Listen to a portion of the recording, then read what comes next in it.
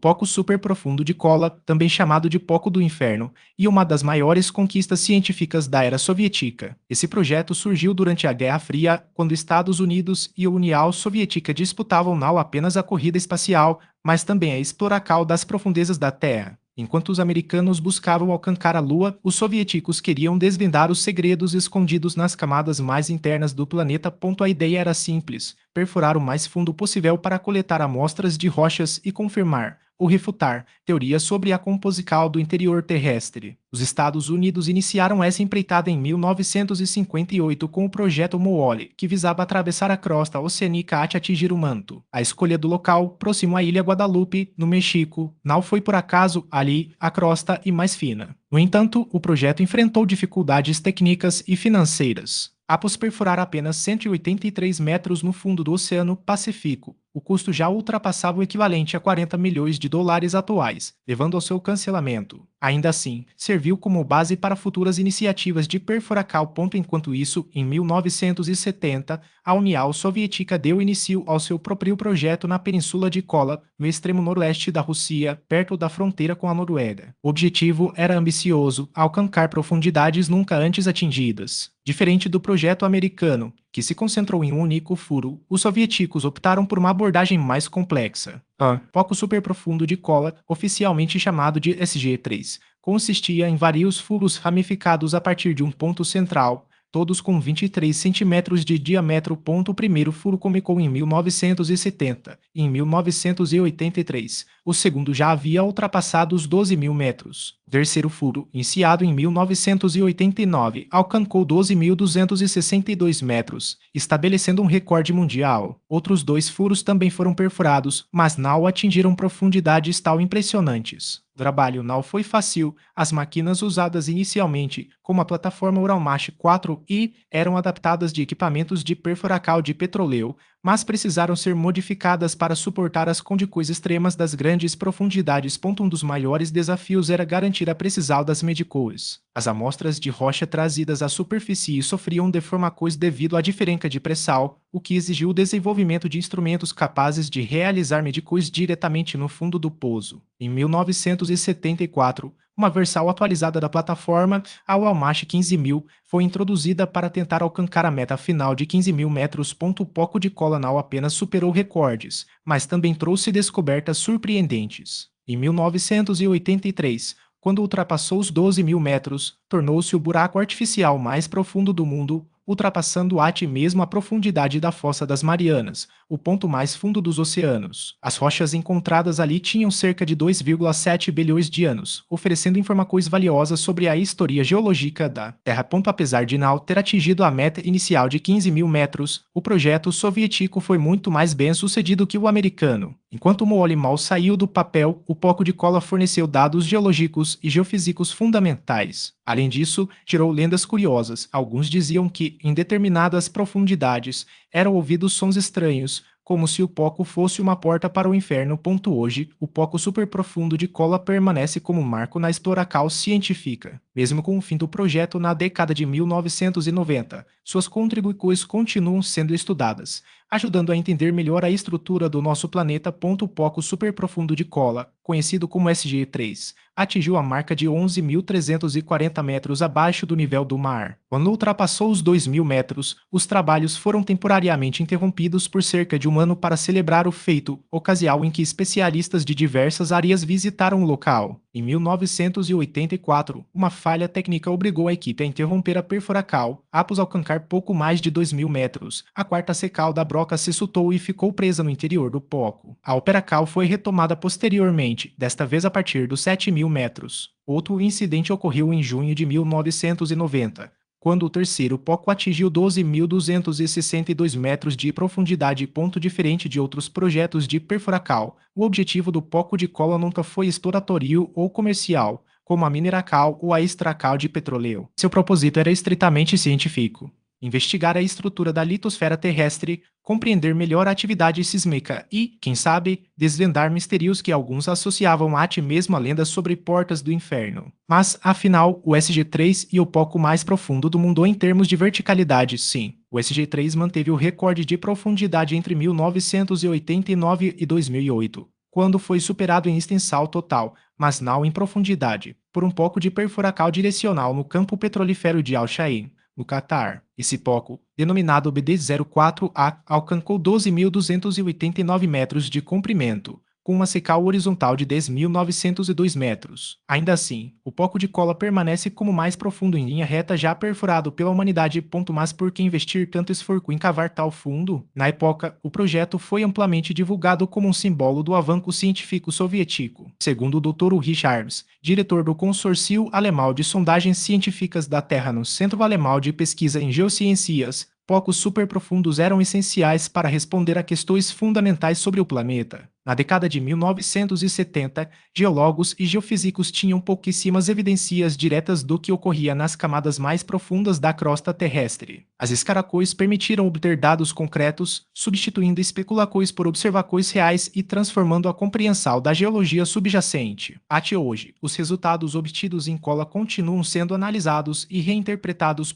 Uma das descobertas mais surpreendentes foi a ausência de basalto nas profundidades esperadas. Atintal, os modelos geológicos baseados em ondas sísmicas sugeriam que, após uma camada de granito, haveria uma transical para basalto. No entanto, à medida que a perfuracal avançava, os pesquisadores encontraram apenas granito, mesmo em profundidades onde o basalto era previsto. A chamada descontinuidade sísmica não se devia à mudança de granito para basalto, como se imaginava, mas sim a metamorfose do próprio granito sob condições extremas de pressão e temperatura. Outra revelação inesperada foi a presença de água em profundidades superiores a 3 km, quando os cientistas soviéticos relataram ter encontrado água livre entre 3 e 6 mil metros. A comunidade científica ocidental reagiu com ceticismo. Acreditava-se que, a partir de 5 km de profundidade, a crosta terrestre seria impermeável, impedindo a circulação de fluidos. A descoberta provou o contrário. O granito, embora denso, podia se fraturar e essas fissuras eram preenchidas por água. Tecnicamente, essa água não é como a que conhecemos na superfície, mas sim átomos de hidrogênio e oxigênio comprimidos pela pressão extrema e aprisionados em camadas rochosas. A partir dessa observação, surgiram novas teorias sobre a existência de aquíferos em níveis muito mais profundos do que se supunha anteriormente.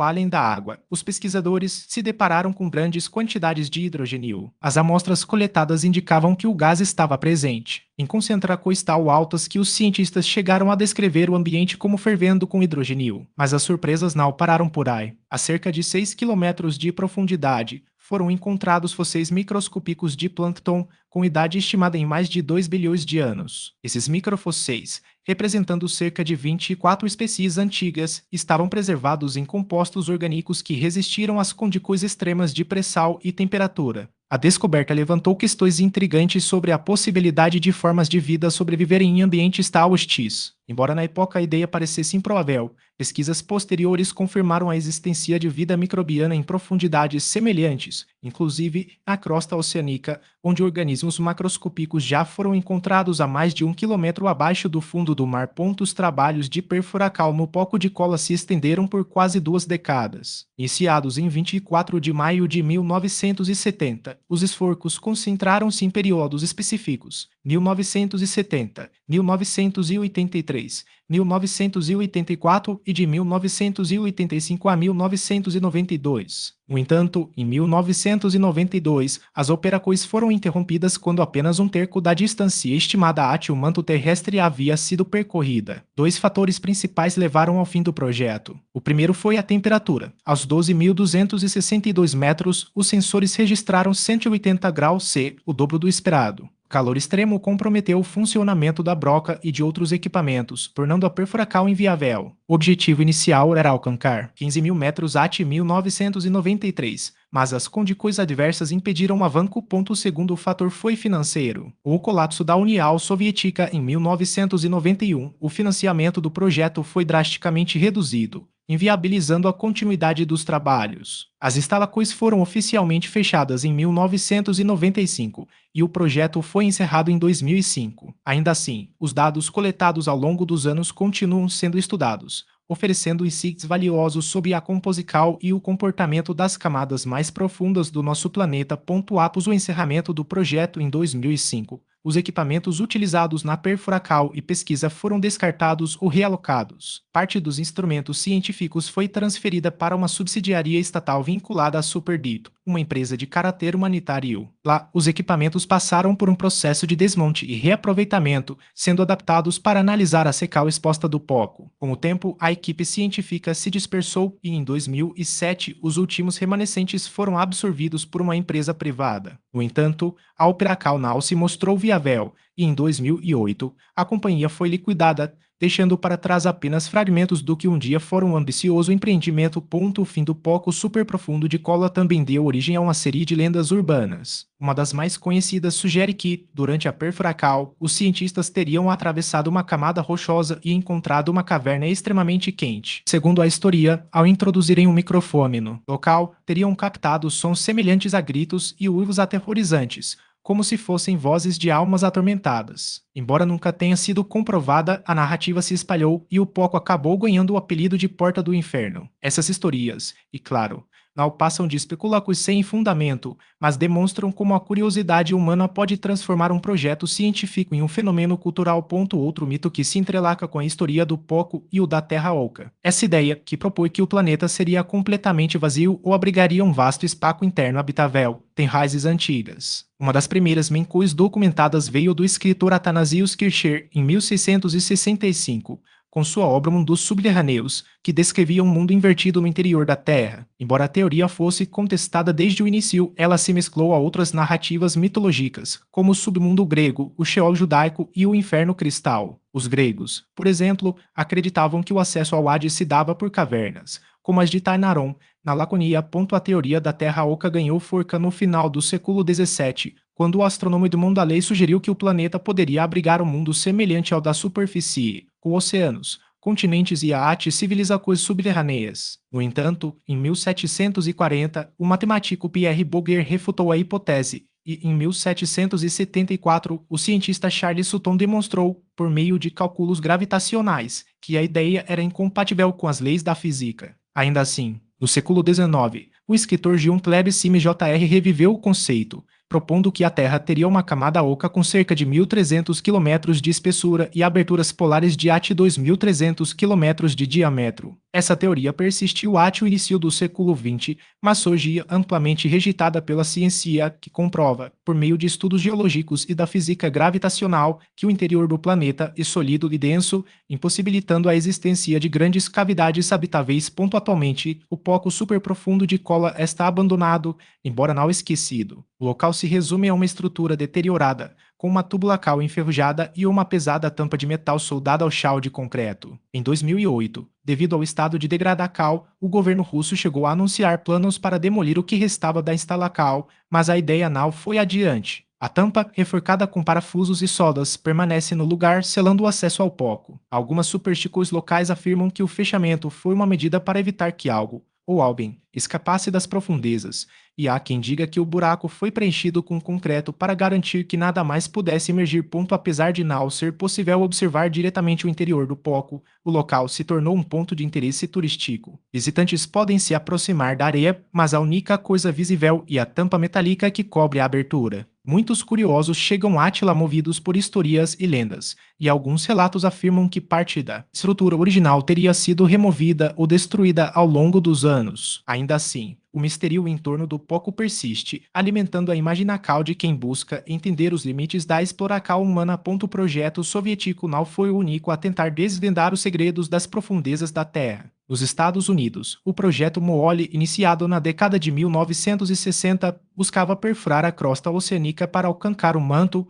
mas foi cancelado por falta de financiamento. Já a Alemanha, entre 1987 e 1995, desenvolveu o poco superprofundo KTB, o estado da Baviera, atingindo 9.101 metros de profundidade e registrando temperaturas de até 260 graus C. Em 2023, a China deu início a uma perfuração de 10.000 metros na bacia de Tarim, em Xinjiang, com objetivos científicos e de exploração de recursos naturais. Enquanto isso, o Japão também planeja um novo projeto de perfuração profunda, buscando superar os recordes anteriores. A rivalidade entre os projetos soviético e alemão foi um aspecto marcante dessa corrida científica. O Richards, geólogo envolvido no KTB, revelou que havia uma competição velada entre as equipes, especialmente porque os soviéticos relutavam em compartilhar seus dados. Somente no final dos anos 1980 e início dos 1990, com o fim da Guerra Fria, a cooperação entre o Ocidente e o Oriente começou a se tornar realidade. Arms admitiu que, apesar das dificuldades, o objetivo alemão era superar a marca soviética, mas reconheceu que nem mesmo eles haviam conseguido atingir os 10 quilômetros planejados. Embora o poco super profundo de cola não tenha alcançado todos os seus objetivos, os dados coletados ao longo dos anos foram fundamentais para avançar o conhecimento sobre a estrutura interna do planeta. Mesmo após a dissolução da União Soviética, algumas informações permaneceram inacessíveis ou não foram totalmente confirmadas, deixando lacunas que ainda intrigam os cientistas. O legado desse projeto, no entanto, é inegável. Ele provou que a curiosidade humana não tem limites e que, mesmo diante de obstáculos, a busca pelo desconhecido continua. Se você gostou deste conteúdo e quer saber mais sobre mistérios e curiosidades do nosso planeta, não deixe de compartilhar suas opiniões nos comentários. Curta, compartilhe com amigos e familiares e ajude a espalhar o conhecimento. Se ainda não é inscrito no canal, aproveite para se inscrever e ativar o sininho para não perder nossos próximos vídeos. Siga-nos também nas redes sociais, os links estão na descrição. Lembre-se, um povo que não conhece sua história está condenado a repeti-la. Até a próxima!